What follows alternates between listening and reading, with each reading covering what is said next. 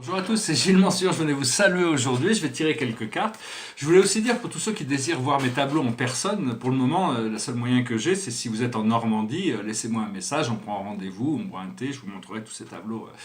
Mais j'espère bientôt pouvoir revenir à mon premier métier qui était galeriste avant d'être courtier en art, avant d'être peintre, j'étais courtier en art, avant d'être courtier j'étais galeriste et j'espère pouvoir bientôt y retrouver, parce que c'est vraiment un métier qui me passionne, pouvoir montrer de l'art qui me plaît, hein, parce que bon, tout n'est pas forcément, on n'a pas tous les mêmes goûts dans l'art. Et donc voilà, je tirais quelques cartes qui pour essayer pour voir un peu pour la journée. La plus haute sagesse pour nous aujourd'hui, c'est le partnership, c'est-à-dire l'association. Pardon. Là, excusez-moi, l'association entre le monde spirituel et le monde matériel, c'est-à-dire savoir qu'on est co-créateur de notre réalité et d'utiliser ce pouvoir de co-création, savoir qu'est-ce qui est dans notre responsabilité, qu'est-ce qu'on peut déléguer à l'univers, mais au plus notre confiance est forte, au plus notre connexion à ces forces, au plus on est conscient de ces forces, au plus elles peuvent nous assister dans le développement de nos projets, de nos plans, de notre expérience sur Terre. Ce que l'on doit comprendre, c'est la naissance, c'est comment renaître, se préparer cette renaissance, cette nouveauté, renaître à un nouvel état tous les jours.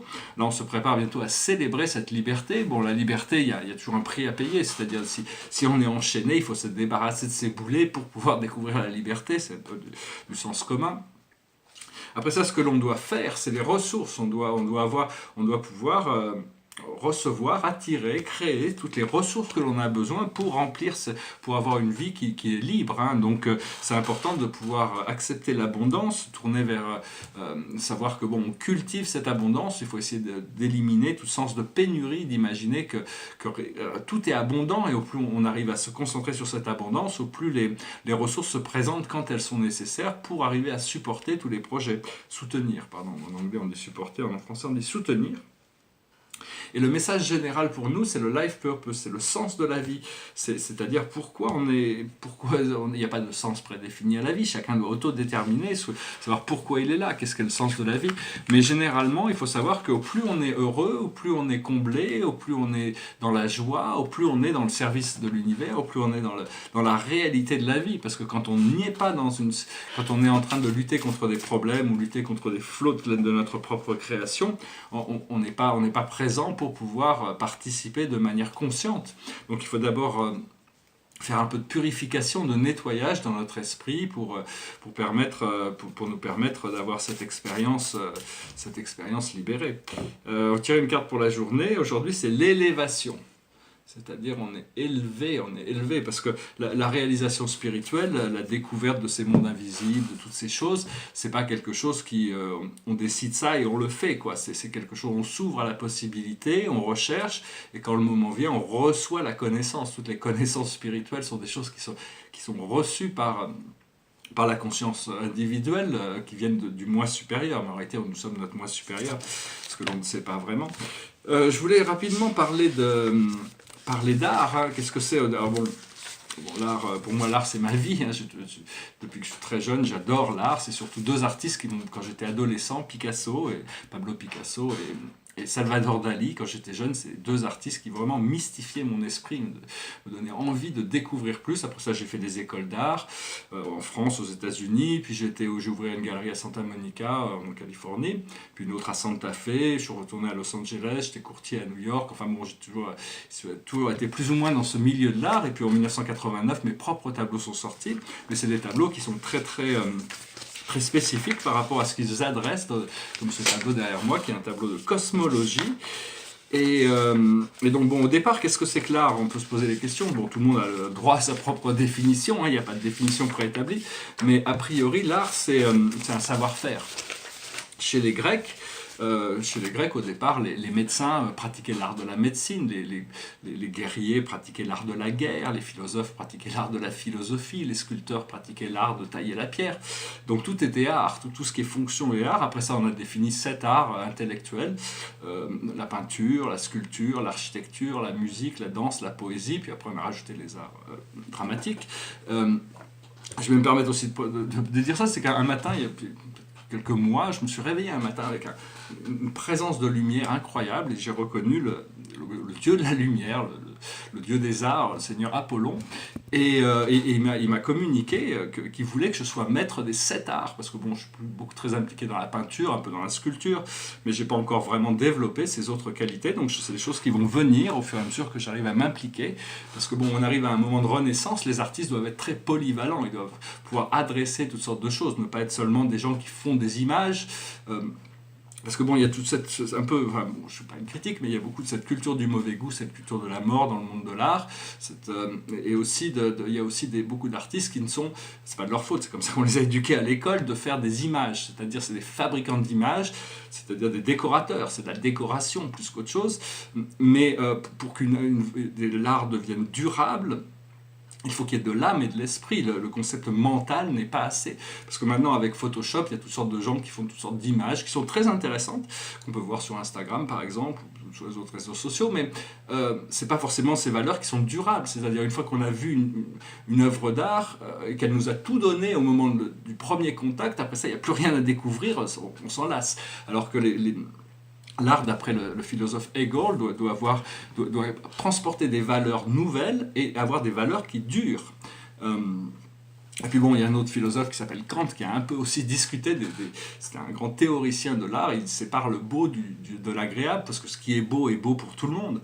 Par contre, il y a des choses qui nous sont agréables et d'autres choses qui nous sont désagréables, comme le bien, quoi. Les choses qui sont bien pour tout le monde, mais bonnes pour tout le monde, mais il y a des choses qui nous sont agréables, des choses qui nous sont désagréables. Une présentation de quelque chose peut être très agréable, peut créer une émotion agréable chez quelqu'un, peut créer quelque chose de complètement contraire chez quelqu'un d'autre.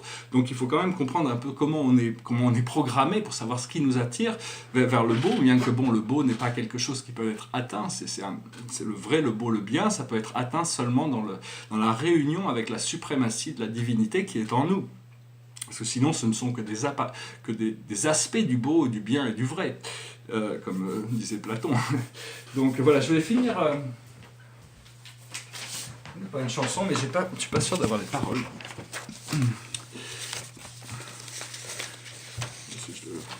C'est une chanson assez romantique.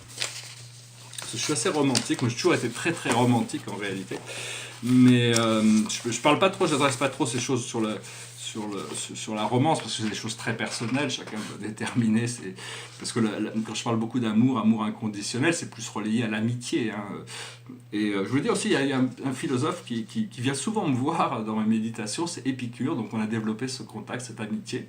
Et donc c'est assez agréable, tous ces êtres sont des êtres qui existent toujours dans les plans astraux, il suffit d'être ouvert alors à pouvoir communiquer. Quand on commence à communiquer avec le monde invisible, on s'aperçoit qu'il y a des présences au-delà de tout ce qu'on peut imaginer. Tout le monde est disponible, alors qu'en réalité on pense qu'on est séparé dans le temps et l'espace, alors que dès qu'on connecte à la nature spirituelle, on peut reconnecter à tous les gens qui sont défunts, même des personnalités du passé. Tous ces êtres ont maintenu des formes et des aspects.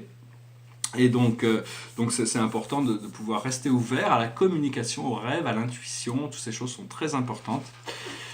Et donc je finis avec cette chanson, pour finir pour musique. J'ai pas eu trop l'occasion de me lancer dans la composition de textes et la composition de musique qui va me permettre d'arriver à faire des musiques originales. Mais enfin, dans l'attente, je suis encouragé à continuer de chanter. Donc c'est une chanson française, c'est une version anglaise d'une chanson française. It goes like this. If you go away on this summer day, then you might as well take the sun away.